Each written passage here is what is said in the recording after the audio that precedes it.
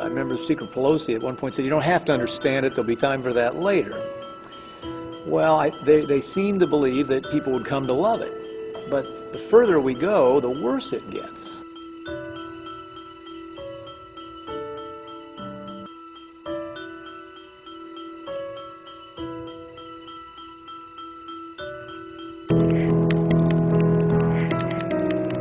I was so disappointed that it didn't reform anything. I think it's a misnomer to call it reform. It kept the forms of healthcare we have that make it cost too much and deliver too little quality, and just makes them worse. So, making healthcare appear to be free through the third-party reimbursement system, the worst one we have, with government doing the reimbursing and the controlling.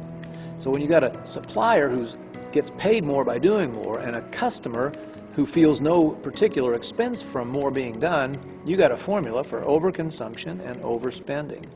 And behind all this, you've got this legal malpractice industry, which has built enormous excess through defensive medicine. Ask anybody in healthcare, ask any physician in America, there isn't any question. It's a very large factor, and we should be acting to take it out. So all those things are perpetuated or even magnified now as you're going to subsidize tens of millions of more people into this failed system. We created a program called the Healthy Indiana Plan for low-income, uninsured people. It amounts to HSAs for poor people. We called it the Power Account. It's an acronym I thought up in the shower one morning. Only place I get good ideas. So Personal Wellness and Responsibility Account. And what we're finding out is that, first of all, low-income people are just as capable as anybody else of making wise decisions when it's their own money that they're spending. And they're also they're acting more like good consumers. They're visiting emergency rooms less, they're using more generic drugs, they're asking for second opinions, and some real money starting to accumulate in their accounts.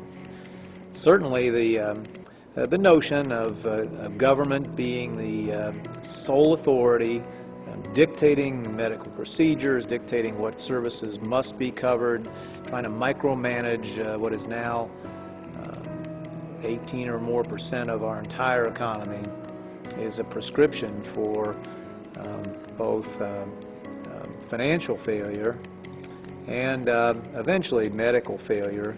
Those systems that apparently some people in the administration admire so much are under incredible pressure. People are fleeing the systems for private care, or augmenting it with private insurance, I should say.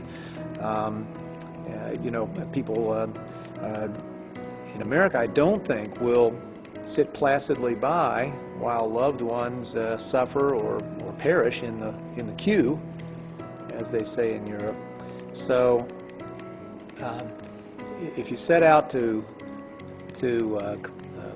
model your healthcare system after someone else's, I think they picked the wrong prototype.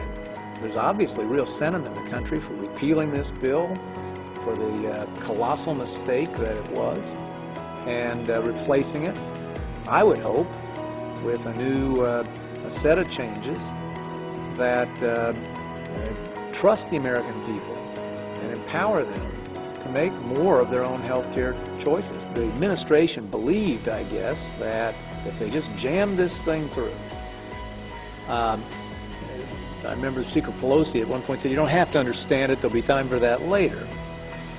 Well, they seem to believe that people would come to love it.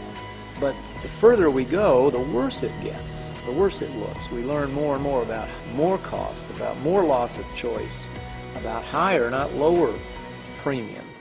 My successors are likely to have a very large problem on their hands if nothing changes.